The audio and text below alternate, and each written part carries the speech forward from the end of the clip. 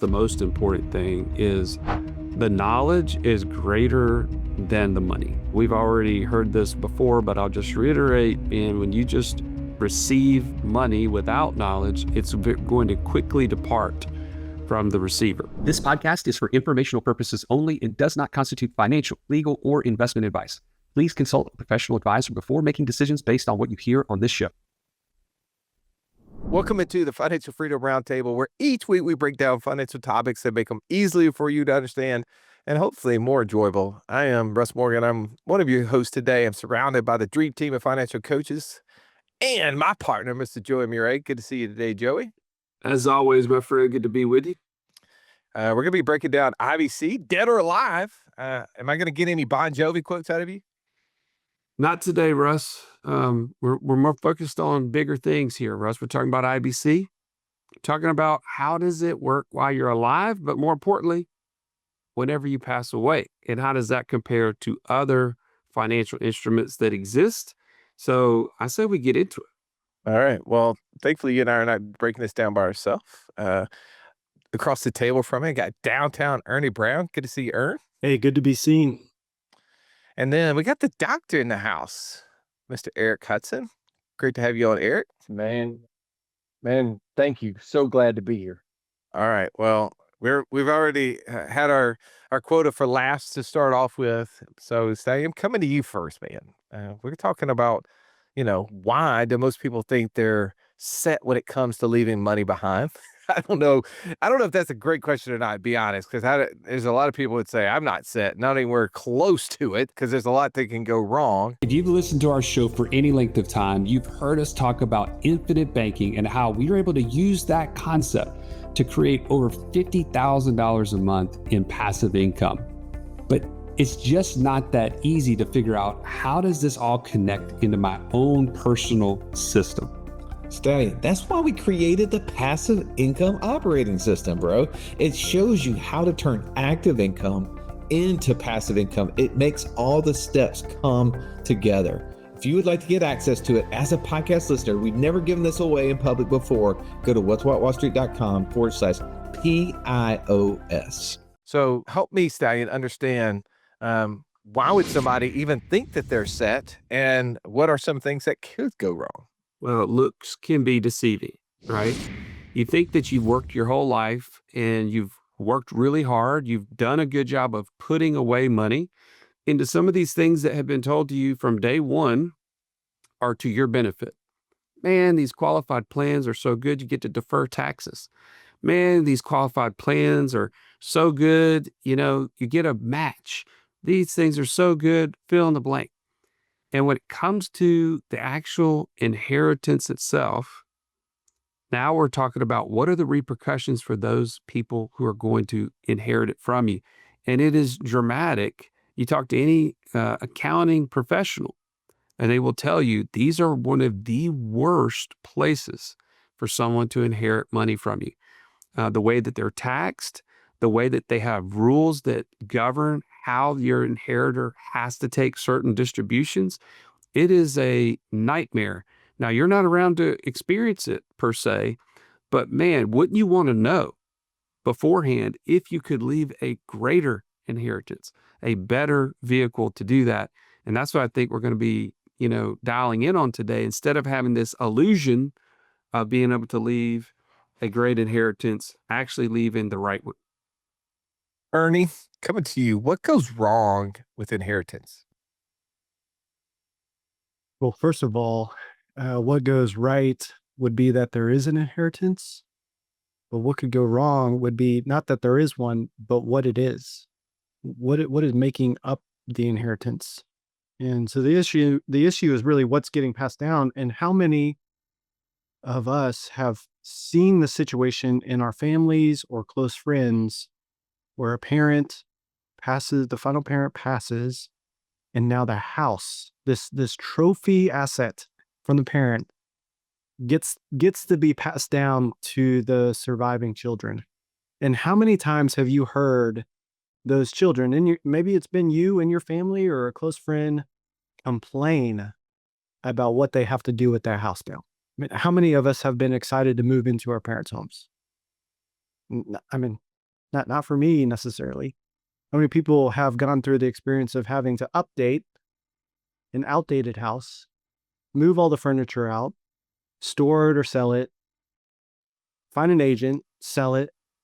And so what we get with these types of things, what is traditionally happening, that's just an example, is when an inheritance left, standard operating procedure is that someone dies, the heirs disperse the assets, and then, or they divide the assets and then they disperse. They go along their ways, never to talk again, at worst. See each other next Thanksgiving at best. Nothing improves, and no one really likes what's left down. And that's standard procedure. So I would say that's a pretty wrong process. I think we can do better. Yeah, here's one of the things I would say is that most people don't realize that when they pass away with like what you just said, leaving an asset like a home, they could truly be leaving a mess and not a legacy. The kids are left, like you said, to either clean out the attic, split up the house in a yard sale or whatever. But here's what I've seen is where one child wants the home and others do not. And if it's paid off, right, and that's the major asset being left, then now there's this kind of disagreement between the kids of, hey, I need to get my part of that inheritance. We've got to sell it. And the one who wants to keep it, typically sentimental, may not have the income to be able to support a mortgage on that property at full freight in order to pay off the other heirs. And so now they're disgruntled that they're having to sell this thing that they did want, right? Let's assume that they did want that house. I see that that's an issue. So just considering, like, as we talk about leaving assets, dead or alive, not all financial tools are good for one or the other of those. You need to understand how they work. So Eric, coming to you, how often do you see potential heirs fumble, and not because of lack of money, but because of lack of preparation? Well, Russ, I'm a child of the 80s, and so I feel like I know what John Bon Jovi, if he were on this podcast, would say. I feel like I know him that well, and I think what he would say is you're living on a prayer. I mean, that's just what I feel like he would say. And the reason is that you're just got a prayer because you can't prepare for what you don't know. You can't prepare if you don't know what's coming. If I were to tell, the three of you guys, Ernie, Russ, Joey, hey, sometime in the future, we're going to play a sport, and I want you guys to be ready for that sport because I want to make sure we as a team win this competition that we're in and we come out on top and we do a good job. Okay, well, Eric, what sport are we preparing for? But I don't know. Just prepare for every sport and make sure you're ready. There's no way to prepare without a depth of information about knowing what's coming.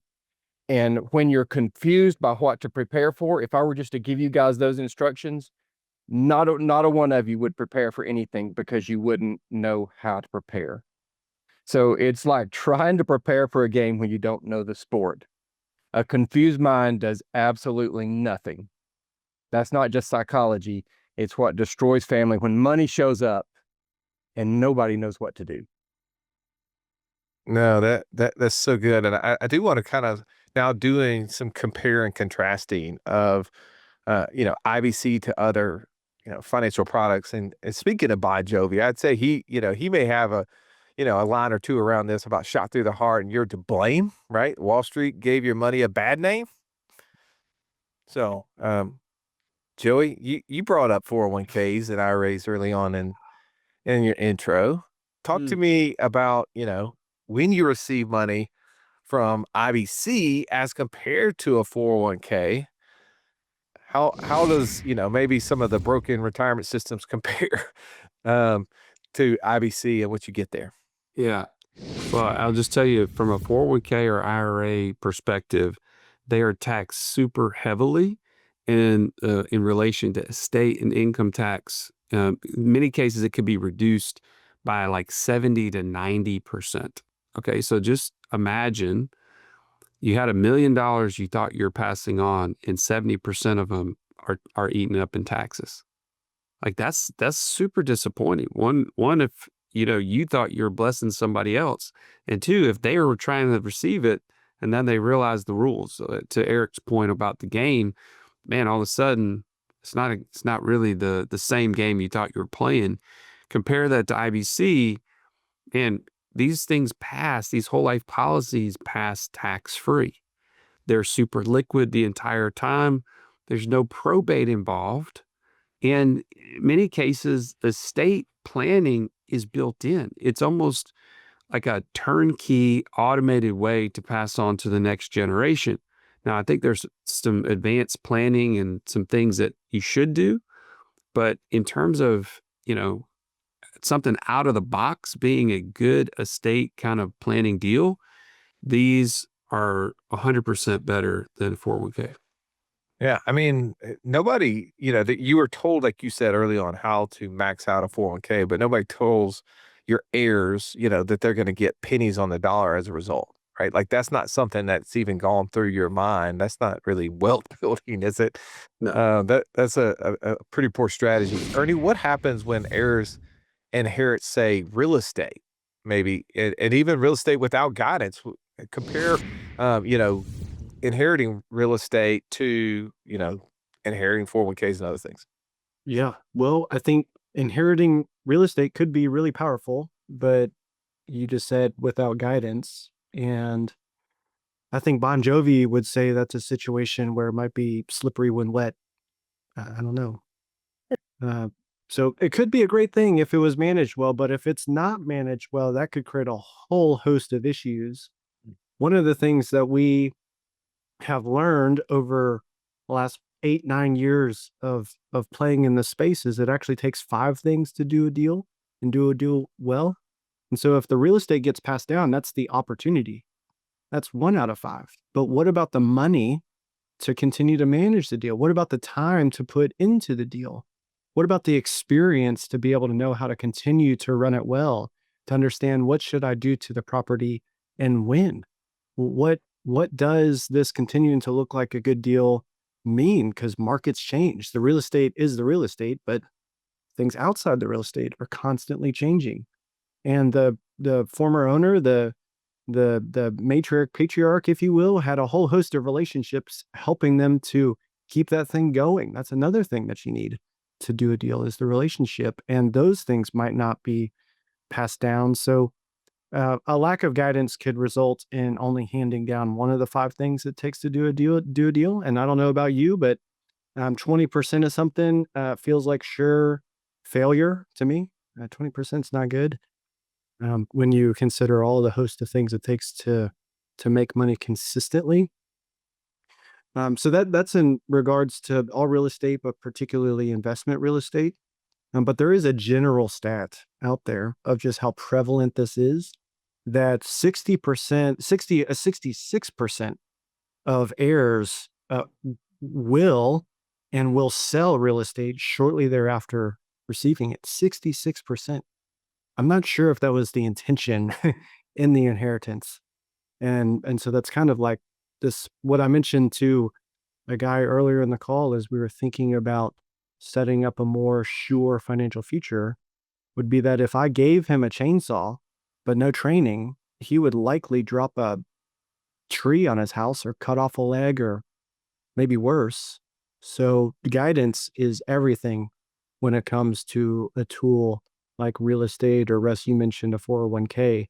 I mean, I think both are dangerous without guidance, but particularly real estate, because you can get upside down in a property much faster than you would in an inherited 401k, for example. Yeah.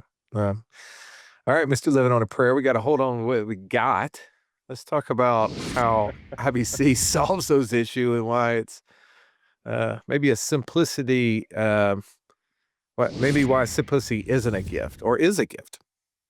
Yeah, I think it's easily summed up in what John Bon Jovi said when he said, "I'll be there for you."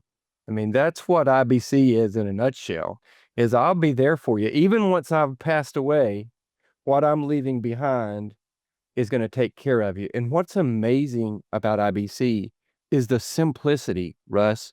I mean, quite honestly, you could explain how a death benefit passes from the policy to the heirs to a 6th grader. I think about my father-in-law. He was a Baptist minister, And it was back in the days, and they were from the country, when after church, they would go to somebody's house to eat lunch. You didn't always know who that was going to be. They just asked you the Sunday before. You said yes. You didn't know what the house was going to look like, how many cats would be on the kitchen table, how they cooked the food. You just had to take what you got. I mean, you had you took what they provided, and you had to eat what was there on the plate they provided. That's a lot like inheriting a 401k is. You're just left to sit there and take what's served to you, and you don't really have any option in the plan. But when I go to Five Guys, it's a hamburger place for those of you who don't know, and they sell hamburgers and French fries. That's what they sell. And so when I walk in there, it's super simple. I can order a hamburger and fries, and I know it's going to be amazing and it's going to be perfect every time. And that's how IBC passes that death benefit, tax-free, by the way, Russ. So it's a super defined outcome. Your heirs know exactly what they're going to get. They know the government's not going to be reaching their hand and getting any piece of it. And so it makes preparation really, really easy. No, that's super good. Well, I do want to kind of move to, training the next generation while we are alive, right? We can only leave so much. Money is one thing, but it's really the tools, the instruction manual, if you will. There was nothing worse than walking into class when you're in school and the teacher saying, "Pop quiz day." Why? Because you were unprepared. Are you unprepared, though, for financial freedom? Don't be. Find out how close you are by taking our 30-second quiz at wealthwithoutwallstreet.com/quiz. Hey, Tribe, have you ever wondered how billionaires actually invest? Because let's be honest, billionaires aren't following the same playbook as everyone else. They're not chasing that next hot stock or jumping in and out of the market. No, they're thinking in decades, not quarters. They're focused on cash flow, not just net worth, and they're building legacy with every move that they make. That's why we're excited to tell you about a podcast that we love. It's called Invest Like a Billionaire. Yes, hosted by our friends Ben and Bob Frazier. They break down the exact strategies that ultra wealthy use, the family offices, the private equity firms, and institutions. And they make it simple and actionable for people like us. Whether you're just starting your journey or looking to level up, this show gives you a backstage pass to billionaire style investing.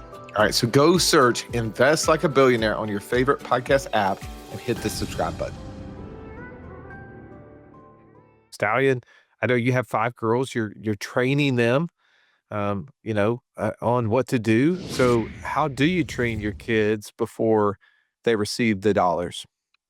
Well, I think number one, that's the most important thing is the knowledge is greater than the money.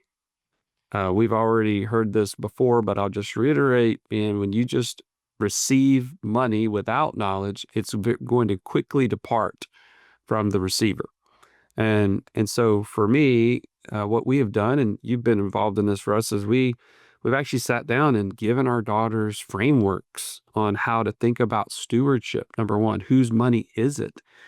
Number two, giving them after that foundation, hey, this is what financial freedom looks like. Giving them the same sort of information that we teach every day at Wealth Without Wall Street, and kind of giving them the vision of what that looks like. And then number three, showing them the vehicle by which we do that is the very policies that are on their lives. And so they're like, wow, you have a policy on me? That's so crazy. What does that mean? And how does that work? And being able to talk through, this is how we're getting the money to buy the vending machine that you're now helping manage. This is how we bought the website that you're now building content for and managing the affiliate relationships with. This is how we're buying the land that you're flipping by using the capital that we've stored in these insurance contracts. Now you then pay them back. And this is how that whole process works. So we're talking cash flow, we're talking stewardship, we're talking ownership. And these are not overnight things. It's not like they could have gotten the money today and overnight, all of a sudden this is poof, all this stuff. It's a long process. But man, I'll tell you, having an insurance system that they can see with their name on the top of that annual statement really gives them a picture of wow, this is how this could work. And this is what they want to eventually inherit along the way. And it can happen well before I die, which is another cool part of this whole process. Ern Bonjev would say it's my life. It's now or never. So when you think about that, how do families include kids while they are still alive that maybe Joey didn't touch on? Yep. If you don't include your kids, there's a greater chance that they would run away, and that would result in a big old blaze of glory, wouldn't it? So pretty wise to include them right now, and some just practically some of the ways that I have seen that. Once folks begin adopting the process of becoming their own banker and position this to begin teaching their kids, the first things that come up are car and college. And I've seen on the college end, I haven't seen anybody fully finance a college education from their own banking system, but I have seen them do it in a partial way.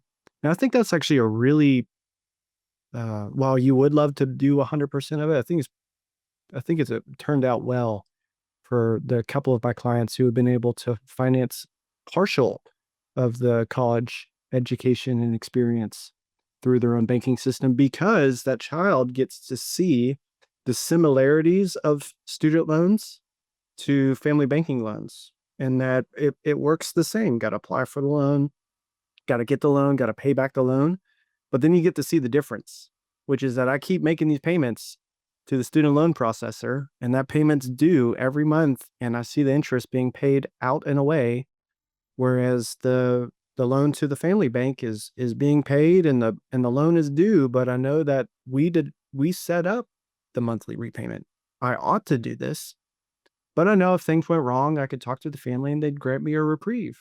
And I know that all the interest that I pay back into the system, one day I'm going to inherit this. That's pretty encouraging. Cars are, I mentioned earlier, are almost like a laydown. It's so simple to look at your 15-year-old, 16-year-old and say, okay, it's time to go. Here's what we have in our system for you. Let's go find a car that suits you and fits this budget, and let's work out your payment schedule, because the money is coming from this banking system that we've set up. And the Joey's point, it's got your name on it, which means it's for you now, but it'll be for you way down the road. And doing it this way is going to create a bigger future. And then another family that we helped are a bit older, and they have a grown son who started a business, and the family was able to, out of their own banking system, become the first lender to that new business to acquire the space and the equipment to get the son started. And that repayment that the son began making became the premium source for the insurance policy that the parents bought on the son, because they've lent money after all. And if that son dies, they want to be made whole. That's the purpose of the insurance. But that monthly premium is making, as a part of that loan repayment from the business, is creating a future inheritance for that son. Pretty cool. And then again, all of this involves the second generation being active in the financing and in the decision making of the family, and that creates a situation again where you reduce the future, where all this money comes down and it doesn't result in a big old blaze of glory. So good. Eric, speaking of, what transformation happens when someone understands how to use the life insurance policy and its cash values and not just inherit it? Russ, I have a great story from early on when I started working with you guys. I had a gentleman, he was the primary breadwinner for the family, and he wanted to start an IBC system. But he wanted to bring his wife in on the conversation, and to say she was skeptical was an understatement. As it turns out, this guy is attracted to many shiny objects. And so she thought this was just another shiny object for him. But one day while we were talking and I was explaining the system and how it worked, there was a transformation that happened on her face. Like it's still burned into my memory. And she said this, she said, now wait, are you saying that this is insurance? So once we put it in place, we're protected me and the kids in the future should something happen to him. Yes, this is absolutely insurance that we're talking about. And you're saying that there's even some illness protection that in the event that he gets sick in a way that meets the criteria, we can access some of that death benefit early to take care of him. Absolutely. And protect what we've earned and saved. Absolutely. But you're also saying we can remodel our bathroom with this same product right now? Now you speak my language. Now that's when she started smiling, right? That was when the light came on for her. The other two things were great, but those are things in the future and a little bit hard to connect to. Right. But IBC gave her something to put a stake in the ground that this can affect me positively today.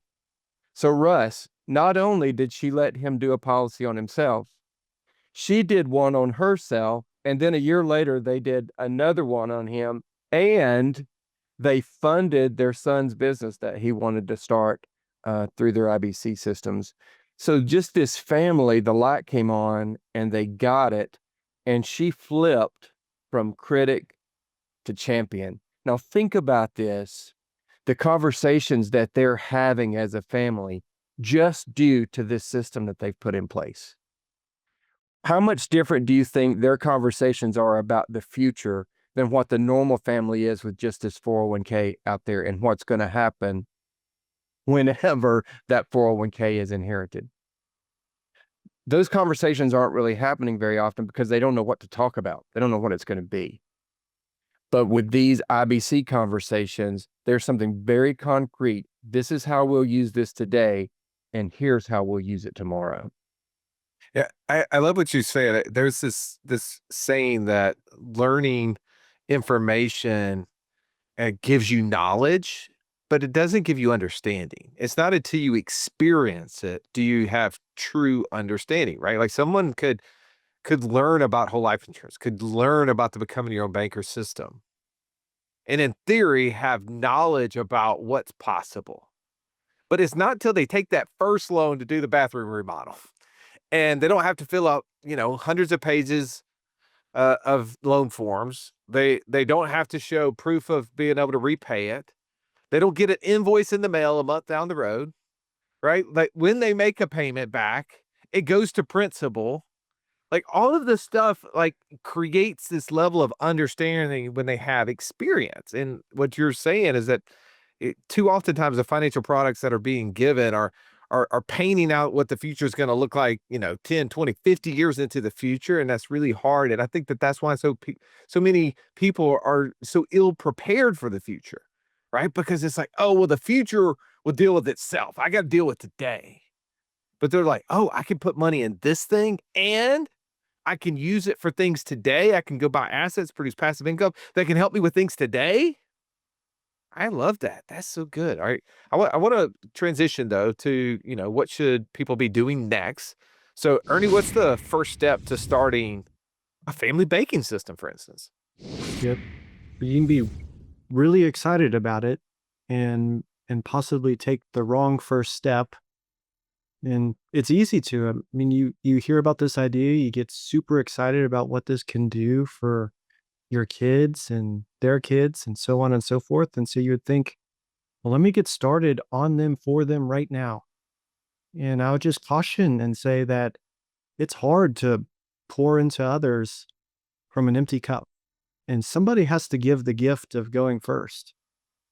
And Russ, we haven't talked about this, but last Sunday, I shared in our college Bible study that your daughter was over here for that you have to have something of substance. And if you don't, it's just 2 ticks and no dog.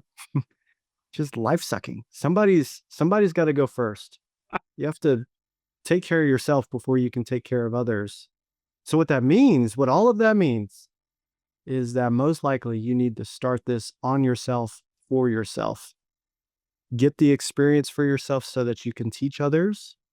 And then maybe you can do this on them for them. But at the very least, you can pass down the fishing rod, not just the fish. And as you do that, by the way, one of the big opportunities that is it's always important, but never urgent, it seems, is to document this stuff. And I don't know if you've thought about it yet, but in the last year and a half, a tremendous opportunity of creating documentation for your family has come to bear, and it's called AI. I mean, how much simpler? It's never been easier for you to create your own brain system for your family where you can dump your knowledge and experience. I mean, you just tell it, and then your heirs can come with these systems and tools that they inherit with a tool like AI, capturing all the information so that they can ask it and talk to it and get information. Just a simple little trick right there that's come to play so that you can set this family banking system up and make it perpetual. Got to go first. So good. All right, Eric, what's one thing that heirs won't get from a 401k, but they will get from the use of infinite banking? I think I'm going to give it the 3 C's, Russ. The number 1 C would be control. So, Russ, I know you're of age, and as is Joey, and Ernie, your day's coming when you have to sit down in the passenger seat for the first time with that 15-year-old with a learner's permit. I'm going to tell you that'll make your prayer life go way up when you have lost control for the first time of that steering wheel, and you've now turned it over to somebody that you have no idea what the outcome's going to be. Completely unpredictable because you have no control. Well, that's really super similar to the difference between having a 401k for some time in the future. You lose all control. You're not even in control of it, the investments usually at all, much less what the government's going to do to the taxation and how that money's going to come back to you. No control. Have no idea how much it's going to be. But IBC is like when you finally have had enough of your learner's permit daughter in that first drive, and you say, stop the car, put that thing in park, pull the emergency brake, turn off the key.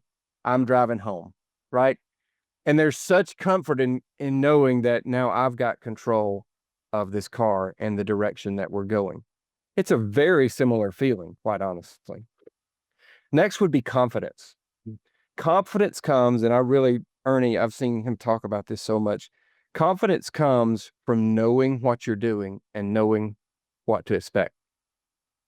The first day I walked out on pickleball court, Russ, I had no idea what to expect. I had no confidence that I was going to be any good at that sport at all. And now that I've played for several years now, I'm confident I'm not very good, but I still know exactly what what I can do and what's coming, right? With experience, with information, with guarantees comes confidence. Now we have something that we can build on. We've counted the cost. We understand what to expect. And now we know what to plan for. And then cash. Gosh, Ernie did a great job a while ago of talking about inheriting real estate and some of these other things that can be inherited. And all of the steps and the complexities to unravel all of those kinds of things.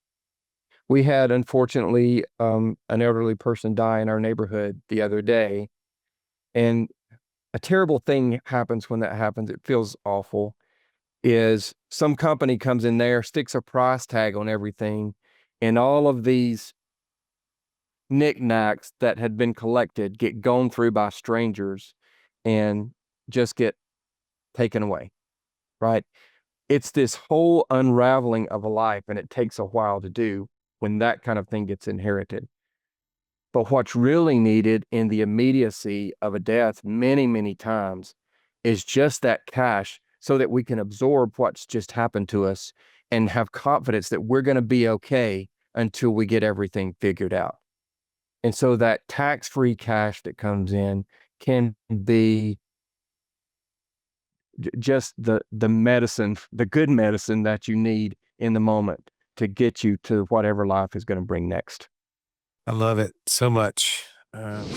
Stallion, give me a final thought here. I'll tell you what, we talked a lot about some really big things today, things that you probably don't naturally consistently think about. Somebody mentioned it earlier that it's not urgent, but it's super important.